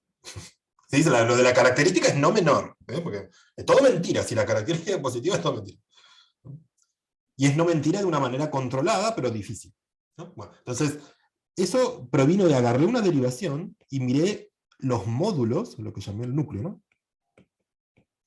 Esto es un pedazo de la categoría derivada, de la categoría de módulos. Lo hice solo para módulos. Entonces, y de hecho una clase del H1. Entonces, ¿esto para qué me sirve? Bueno, porque me permite hacer distinciones entre derivadas, entre derivaciones. Tengo dos derivaciones, las quiero distinguir de alguna manera, y entonces digo, bueno, esta actúa sobre un módulo y esta no. Entonces eso me permite distinguir. Entonces, ahora de lo que quiero hablar, rapidito, es de la recíproca. ¿De acuerdo? O sea, no es la recíproca, sino de ir en la dirección contraria. Entonces ahora lo que voy a hacer, que esto es más lindo todavía, digamos, todo esto me encanta, pero esto es más bonito. ¿No? Entonces, una de las razones por las que a uno le interesa la cohomología de Haugen, de un álgebra, es que uno quiere hacer geometría. Entonces la idea, una de las ideas, es tratar de geometrizar las representaciones. ¿Esto de dónde viene? Bueno, si uno tiene un grupo finito, y un cuerpo modular, o sea, no sea todo muy tarado. Entonces uno puede hacer la cohomología del grupo, con coeficientes en el cuerpo. Esto es un anillo, si uno se queda con la parte par, esto es un anillo conmutativo. Entonces uno puede, como todo anillo graduado, entonces uno puede hacer me voy a quedar con los ideales primos homogéneos. Esto que está acá es un espectro. Entonces, eso viene gratis. Me dan el anillo, teorema importante, este anillo es netteriano, entonces este espectro, este esquema, se porta bien, digamos, ¿no? Entonces, una de las cosas que hace la gente que hace teoría de representaciones de grupos es tratar de encontrar correlatos geométricos arriba de este objeto geométrico de la teoría de representaciones. Por ejemplo, uno hace la categoría derivada de representaciones del grupo, y esto acá adentro tiene ciertas subcategorías interesantes. Por ejemplo, las subcategorías EPs o SIC subcategories, cosas de ese estilo. Entonces uno quiere clasificar esas cosas. Entonces si uno tiene una de esas cosas acá adentro, entonces uno le asigna un subconjunto de L metido adentro de X. Entonces uno obtiene teoremas de clasificación de cosas acá, en términos de subconjuntos cerrados, o lo que sea, para la topología de Zariski, del espectro de esta variedad proyectiva, de este esquema proyectivo. ¿De acuerdo? Entonces eso, y es muy exitoso, ¿no? O sea, eso funciona realmente bien. Entonces, una de las razones que uno quiere, una de las cosas que uno quiere hacer con la cohomología de Cauchy es hacer algo parecido. Esto es un álgebra, si me quedo con la parte positiva, es una álgebra conmutativa, puedo calcular su espectro de ideales maximales, de ideales primos homogéneos, y eso me da un X, y quiero hacer geometría. Y eso funciona en algunos casos, por ejemplo, si el álgebra A es de tipo como es autoinyectiva, satisface ciertas hipótesis. Hay un montón de teoría, pero es difícil, es complicado. ¿De acuerdo?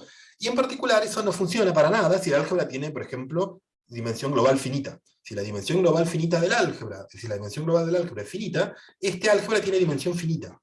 Y entonces no tiene una gran cantidad de ideales primos. ¿Sí? O sea, los ideales primos son casi toda la cohomología, y entonces acá uno no va a hacer nada útil, seguro. ¿De acuerdo? Entonces, quiero hacer algo parecido en ese espíritu usando mis derivaciones. Entonces voy a hacer la siguiente construcción. Si me dan un módulo, ¿no? Voy a considerar lo que voy a llamar el ortogonal de M, que va a ser por definición el conjunto de todas las clases de cohomología en H1, tales que esto da 0. O sea, son las derivaciones para las cuales M posee un delta operador. Es al revés que lo que hacía antes. Antes fijaba la derivación y me fijaba qué módulos poseían delta operadores, y ahora fijo el módulo y me fijo qué operadores tengo en M. ¿De acuerdo? Esto es un subconjunto de H1. Entonces, bueno, entonces... Mariano, essa notação é um pouco complicada, porque normalmente M perpendicular já se denota como sendo... Pero yo estoy casi seguro de que la notación de los perpendiculares no va a ser usada nunca cuando alguien esté hablando de esto, así que no va a generar ninguna confusión. ¿Sí? Porque es como el anulador, ¿sí? Lo que quiero es como el anulador. Lo que pasa es que hay como una relación de dualidad. ¿Sí? Si me das el anulador, quiero después buscar el módulo, por eso es perpendicular. Sí, pero eso no importa mucho. ¿No? Entonces, para cada módulo esto me determina un subconjunto. No es difícil ver que es un subespacio.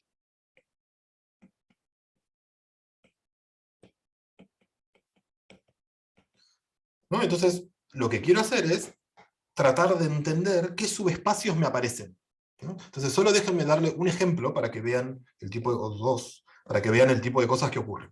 Bueno, entonces voy a agarrar el ejemplo más sencillo posible, no tonto, que voy a hacer el álgebra de Kronecker.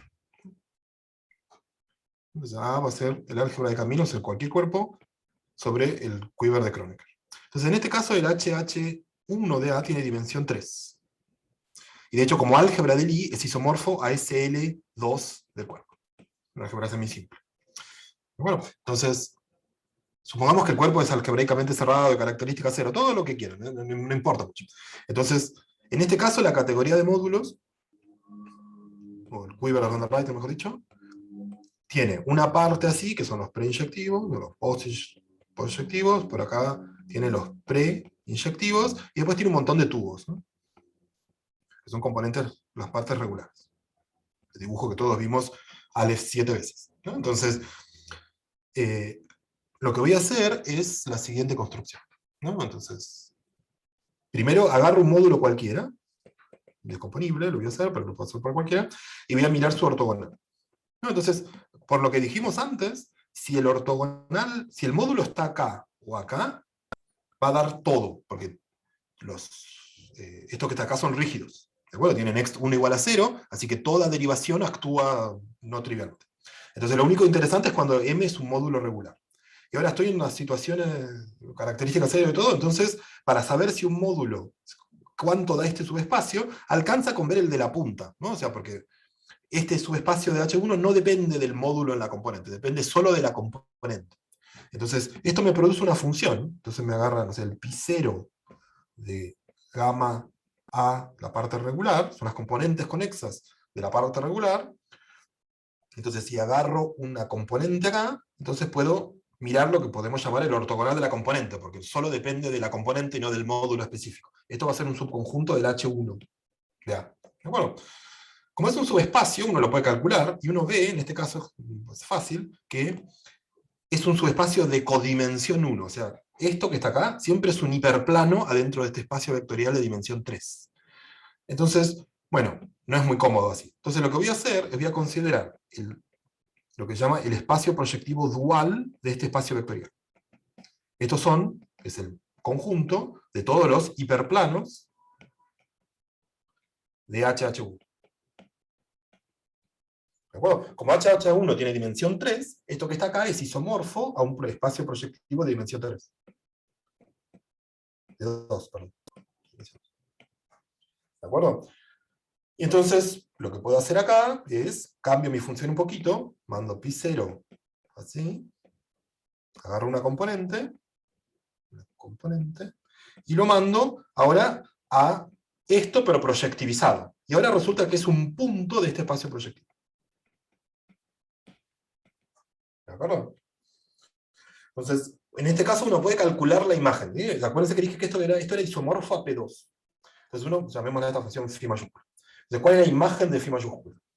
Bueno, uno puede ver que es una curva contenida en P2, y es una cónica regular. Eso significa que es isomorfa a P1. ¿De acuerdo? Esto hay que calcular, ¿no? Son cuentitas y cuentitas y cuentitas. Okay. ¿Y esto qué hace? Esta función entonces agarra una componente regular del cuidado de Slander-Rayleigh y me da un punto de esta cónica. Uno puede calcular las fibras. Elijo un punto de la cónica y me fijo a dónde va a parar. ¿Quién es? Bueno, es exactamente una componente. Entonces, esta función establece una biyección. Es una biyección entre el conjunto de componentes regulares de mi cosa y la cónica, que acuérdense es isomorfo a P1. ¿De acuerdo? Entonces, ¿qué pasó ahí? Bueno, todos calculamos alguna vez una descripción del quiver de Slander-Rayleigh del álgebra de Kronecker, y todos sabemos que tiene las componentes proyectivas, y después tiene una familia de tubos que están parametrizados por un punto de la recta proyectiva. ¿De acuerdo? Bueno, entonces lo tenés que hacer, Javier. Un punto de la recta proyectiva. Esa parametrización es a posteriori, ¿no? Lo que uno hace es, uno encuentra todos los módulos, los mira y dice, los puedo parametrizar por una recta proyectiva, porque depende de un par de números, ¿no? Pero esta función que está acá es a priori. ¿Sí? Esto me dice que a cada componente regular del quiver de Slander-Rayleigh le puedo asignar un punto, y una cosa divertida es que el punto no me queda en pi1, no me queda en una recta proyectiva, sino me queda en una cónica regular. ¿De acuerdo? Entonces, es como es una forma a priori de esa parametrización. Entonces uno se puede preguntar, ¿cuán bueno es esto? ¿De acuerdo? Si uno lo puede hacer en general. Entonces, lo sé hacer para varias álgebras de dimensión finita, pero lo interesante es que todo esto funciona para álgebras cualquiera. Puedo agarrar cualquier álgebra. ¿De acuerdo? Entonces déjenme solo mostrarle un ejemplo para ver un ejemplo no de dimensión finita, ¿no? Entonces voy a decir como álgebra A, voy a agarrar una álgebra generada por dos variables, libre, y la voy a dividir por este ideal. Ix menos xi igual a x a la n. ¿Sí? Elijo un número n acá, sub 0, y considero ese álgebra, ¿no? Este álgebra cuando n es 1, cuando n es 0, esto es el álgebra de Weyl. Cuando n es 1, A es isomorfa al álgebra envolvente del álgebra soluble de dimensión 2. Soluble no abeliana, álgebra Lie, ¿no? Liana de dimensión 2. Para n igual a 2, toda una álgebra que es muy conocida, pero es una álgebra famosa de Kosul, digamos. Y para n mayor en general, digamos, este es un álgebra que fue estudiada por un montón de gente. Creo que el primer artículo es el de Benkart, López y no me acuerdo quién más, creo que hay dos autores más. Pero hay un montón de papers que estudian estas álgebras porque son como un ejemplo muy, muy importante, ¿no? Uno conoce todas sus representaciones, todas sus derivaciones, todas sus deformaciones, todo su todo, digamos, ¿no? Es una familia importante. Entonces, Bencar López y Ondrus. Es Ondrus, exactamente. Entonces, tiene una serie de como 3 o 4 papers en las que estudian solo el H1. Ok, bueno, entonces uno dice, bueno, voy a tratar de hacer lo mismo. ¿Sí? El problema es que este álgebra tiene muchos, muchos módulos, ¿no? Pero bueno, de todas maneras puedo hacer mi función. Y como tiene dimensión finita, no tengo teoría de Slander-Rayton, ¿no? Pero bueno, tengo los A módulos. Cada vez que tengo un M acá, puedo mirar su ortogonal, y esto me da algo, es un subconjunto del HH1 del álgebra. Esto uno lo conoce todo, digamos. Entonces, el problema es que ahora esto tiene dimensión infinita. ¿No? Entonces, acá una cosa que yo hice es que hay ciertas derivaciones donde uno sabe que están seguros adentro de este ortogonal, ¿no? Entonces, esas son las que son, medio difícil de explicar, pero son las derivaciones localmente adnilpotentes, ¿no? Entonces, si uno conoce adentro de HH1 el subespacio de las derivaciones localmente adnilpotentes, es algo, entonces este M barra en realidad uno lo puede mirar ahí, es un subconjunto de esto, porque siempre puede pasar a cociente. Y ahora, en este álgebra, esto que está acá, tiene dimensión finita. ¿Sí? Tiene dimensión n más 1. Hay que calcularlo de vuelta, ¿eh? Es un lío. Entonces, lo que puedo hacer es proyectivizar esto que está acá. Esto me da un punto de la proyectivización de ese cociente, el HH1 de A dividido algo, ¿no? Entonces uno puede mirar el conjunto de todos esos puntos. Es como la curva de antes, ¿no? Entonces, esto es un subconjunto de este, no es un PN, esto es un espacio proyectivo de dimensión n. Entonces, moralmente lo que tengo es el conjunto de todos estos ortogonales adentro de este espacio proyectivo, de vuelta es una curva, y ahora es una curva que es la curva normal regular. Curva normal regular de grado n. ¿Sí? Eso, hay muchas, pero son todas isomorfas. ¿De acuerdo? Entonces, hay una única curva, y es una curva así, digamos, dibujémosla. Entonces ahora uno se puede, como en este caso uno conoce todos los módulos, uno puede ver qué módulos caen en cada punto. ¿De acuerdo? Entonces, esta curva tiene un punto especial y todos los otros, ¿no? En todos los otros, si uno se fija las fibras, entonces, vamos a un dibujo más práctico. ¿Sí? Mi curva, ¿sí? Tengo un punto acá. Entonces, si uno elige un punto normal, que no sea este, que es especial, entonces acá están los módulos. Esta es la curva C. ¿No? Entonces, la fibra con un punto P, esto es el pi a la menos 1 de P. Esto que está acá es una componente de lo más parecido que uno puede tener a Slander-Rayton en el caso de este álgebra que tiene dimensión infinita. ¿Ahora? Uno la puede describir completamente. Entonces, arriba de todos los puntos distintos de este especial, uno tiene el análogo de las componentes de Slander-Rayton. ¿Sí? Y arriba de este otro, que es distinto, este que está acá uno tiene todos los módulos de dimensión finita.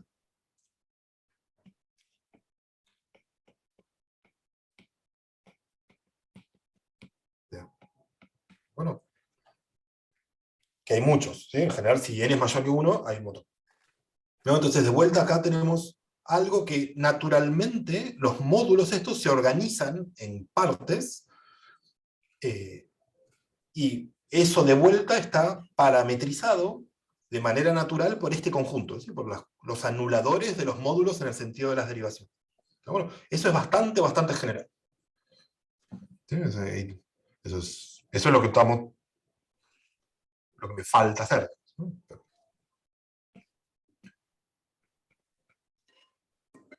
Es difícil calcular ejemplos porque uno necesita conocer todo, necesita conocer la cohomología, necesita conocer los módulos, y aparte necesita ponerse a calcular anuladores de cada componente.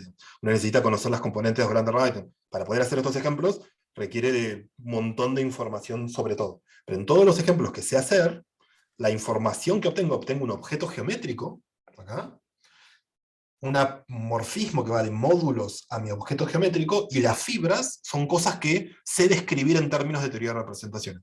En el caso más sencillo, que es el de Kronecker y otras álgebras del mismo estilo, por ejemplo, si uno tiene una álgebra cualquiera euclidiana, de tipo AN tilde, pasa exactamente lo mismo, ¿sí? Las fibras de esta función son las componentes no regulares de...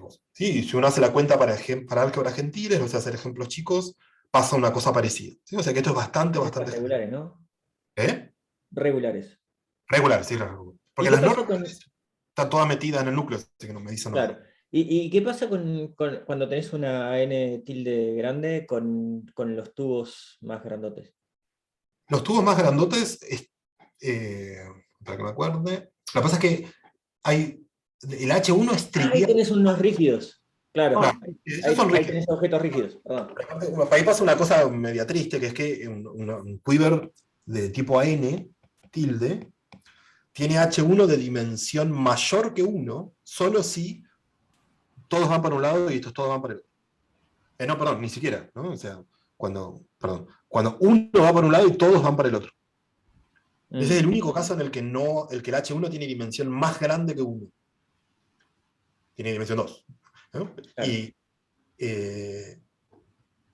Y Kronecker... tenés una especie de isomorfismo, ¿no? Claro. Vas de P1 a P1 y... Claro, los ejemplos interesantes son los que no son euclidianos, porque Claro. el único euclidiano interesante es el de Kronecker, porque la dimensión es grande, ¿no? Si querés tener ejemplos útiles, ya empezás a necesitar tener por lo menos 2 ciclos en el quiver, y entonces, para si querés saber algo sobre los módulos, empezás a tener que poner hipótesis, por ejemplo, que sea gentil, que sea string, ¿sí? Y si el álgebra no es doméstica, y tenés un lío terrible, digamos. Claro, ¿no? la 3 Kronecker, por ejemplo, se te rompe todo, ¿no? Se te rompe todo, sí, porque es un lío, digamos. Pero, por ejemplo, para doble Kronecker, con relación acá y acá, ahí puedes hacer, porque esa es gentil. Claro, ahí está bien. ¿No? Estoy en el proceso de escribir ejemplos, y cada ejemplo es un lío, ¿no? Porque requerís un montón. Por ejemplo, para hacer este ejemplo del álgebra esta, ¿dónde quedó? Esta, para poder hacer estas cuentas necesitas conocer las derivaciones, ¿no? O sea, a pesar de que Benkar y amigos escribieron 3 o 4 papers enteros sobre las derivaciones, no escriben en ningún lado las derivaciones. Claro. ¿No? Porque para hacer esta cuenta necesitas exactamente las derivaciones. Y es re notable porque es no trivial para nada. Por ejemplo, o sea, escribí una cosa donde calculé las derivaciones y aparecen los números de Bernoulli. O sea, que es una cosa no trivial, digamos. ¿No? Bueno, pero una vez que tenés eso, ahora necesitas todos los simples o todos los módulos. Eso se puede hacer, pues un lío, pero son muchos, ¿no? Es una generación infinita, gigante. También lo puedes hacer, y una vez que lo tenés todos, ahora tenés que ponerte a calcular, ¿no? Para cada módulo cuánto da la obstrucción, ¿no? Pero bueno, lo haces y es re bonito, porque de vuelta te queda una curva totalmente clásica. Esta curva está en la primera lista de ejercicios de Harshor, digamos. Y la fibración esta cosa así, es significativa. Esto que está acá es esencialmente una componente de Blander-Rayton. Si uno se fija aquí dentro, la categoría abeliana generada por esos módulos es una categoría abeliana y tiene sucesiones de Blander-Rayton, que no hay en la categoría completa, ¿no? Ok. Bueno. Eso era todo. Nada más, Mariano. Bueno. ¿Qué es las coordenadas de manera? No. cuando elegís, porque tenés que elegir coordenadas acá, ¿no? O sea, te queda simplemente, creo que así. Pero cuando elegís coordenadas afines, te queda esa cosa. Mira qué lindo. Y esta otra, esto es más complicado, porque, ¿no? Porque, o sea, pero el problema es que si lo haces acá, esto tiene dimensión infinita, así que no te va a salir nada útil. Pero, o sea, con una gran cantidad de esfuerzo encontrás todas estas derivaciones que sabés que van a estar contenidas en los núcleos, y entonces podés pasar al cociente, te queda dimensión finita, ¿no? Y ahora es más complicado, porque la ecuación esta tiene coeficientes que involucran a los números de Bernoulli, pero bueno, como todo lo haces sobre C, entonces podés simplificar un montón de cosas y finalmente te queda una curva que reconoces inmediatamente como la cosa esta, la curva normal regular de grado E.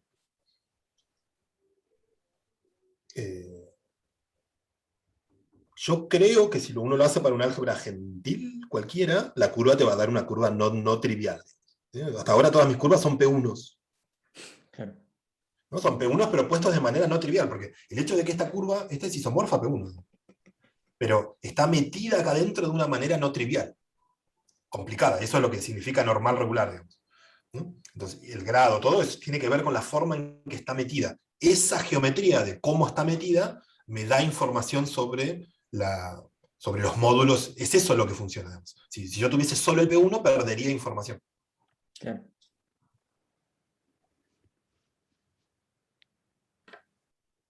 Mariana, yo tengo una pregunta que supongo es bastante paga. En el caso de la teoría de Support Variety Theory, las variedades son variedades.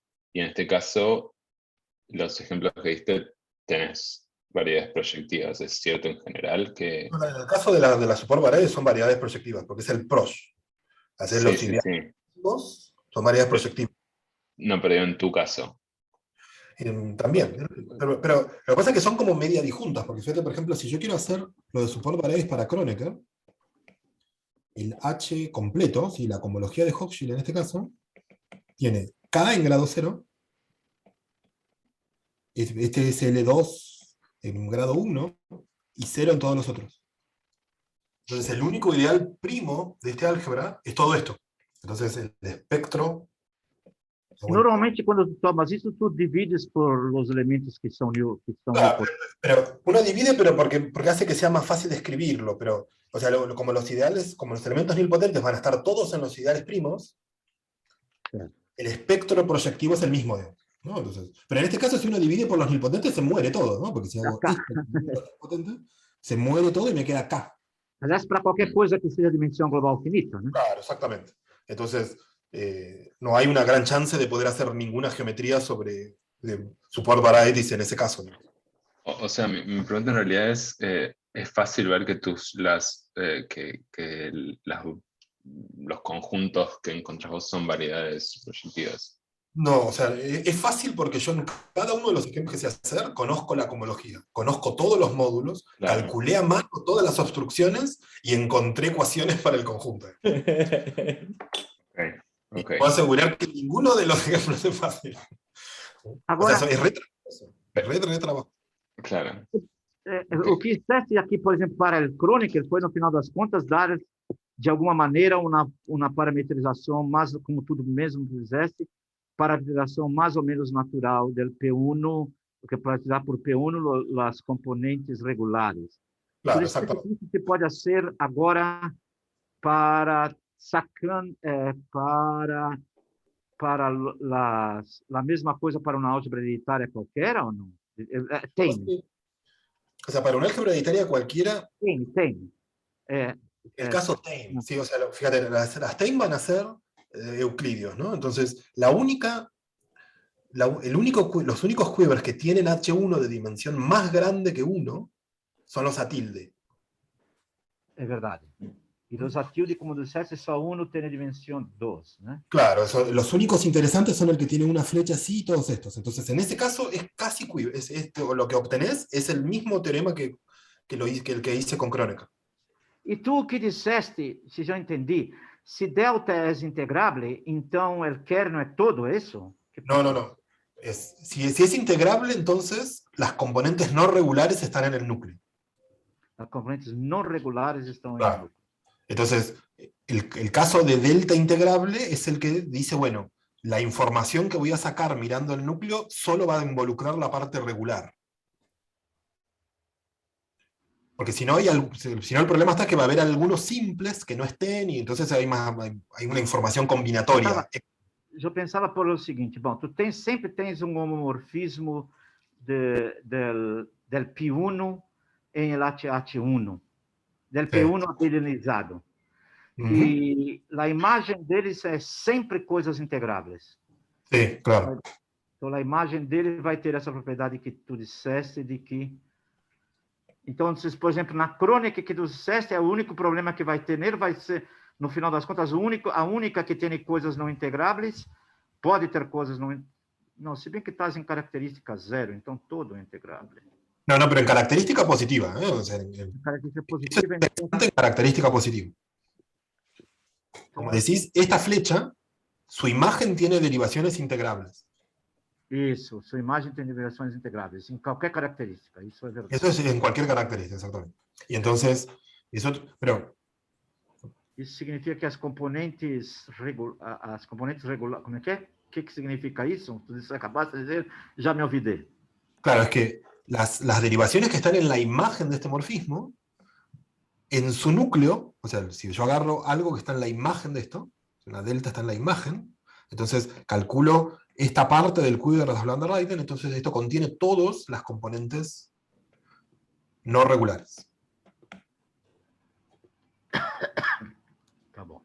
¿Sí? O sea, en general va a haber otras, pero...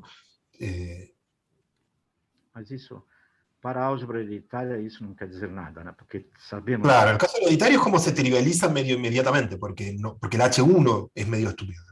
Isso é verdade. Si haces, por ejemplo, la de 3 Chronicle, lo que decía Hipólito recién, el H1 es fácil, lo calculás, es SLN3 ahora, pero el problema es que ahora los módulos son un lío. Tá bom, né?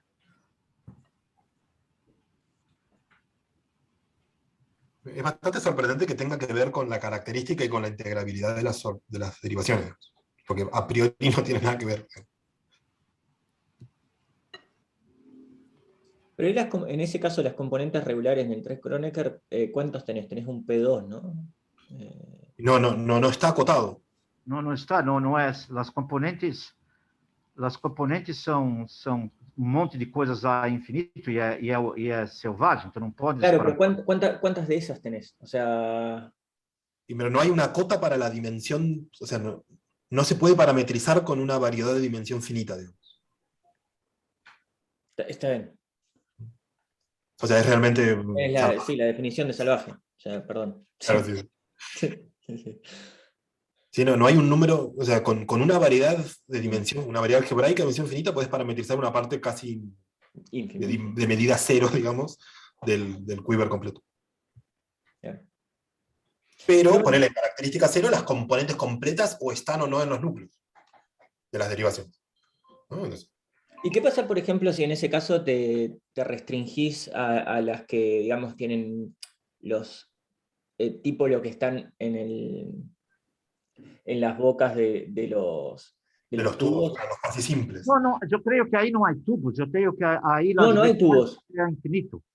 Estoy de acuerdo, pero dentro de todas esas, o sea, tenés estas representaciones que son de la forma K1 lambda mu. Sí, claro. ¿No? Que creo que eso te da... Tú fixas uno deles como sendo uno. Claro. Exacto. Eso te da un P1, no un P2. Eso te da un P2. ¿Qué pasa si te restringís a esta...? Puedes calcular, sí. O sea, no hice la cuenta porque... o sea, la hice, pero honestamente no me acuerdo. ¿No? Pero bueno, eso lo puedes hacer para todos, y de hecho puedes armar familias, ¿no? Porque... Isso, no final, é uma Kronecker, não? Não é? Se lambda e nu podem ser do que quiseres. Son dos escalares, dos en P1. Pero ahora es en el afín, ¿no? Porque esto te queda parametrizado por A2. Si vos restringís a esta subálgebra, tenés repeticiones en los módulos. Claro. Sí, o sea, eso, pero esas cuentas sí sé, lo que pasa que es como medio insatisfactorio porque te quedás con muy poquitos módulos. Claro. Y tiene que Claro. ver con, o sea, por ejemplo, imagínate que lo haces para una álgebra string, ¿no? Entonces, en el caso de string, bueno, es un lío en general, pero, porque hay muchos módulos, pero hay un caso sencillo que son las que son domésticas, que hay finitas familias de tubos, ¿no? Claro. En ese caso, y el caso más sencillo, que se llaman uno domésticas, es que hay una familia de tubos. Como la crónica. Como Kroner, claro. Y uno dice, bueno, me pongo a calcular, pero es no es trivial, porque o sea, ahí hay un montón de componentes que son muy sencillas, son tubos homogéneos, pero hay otras componentes que son un lío.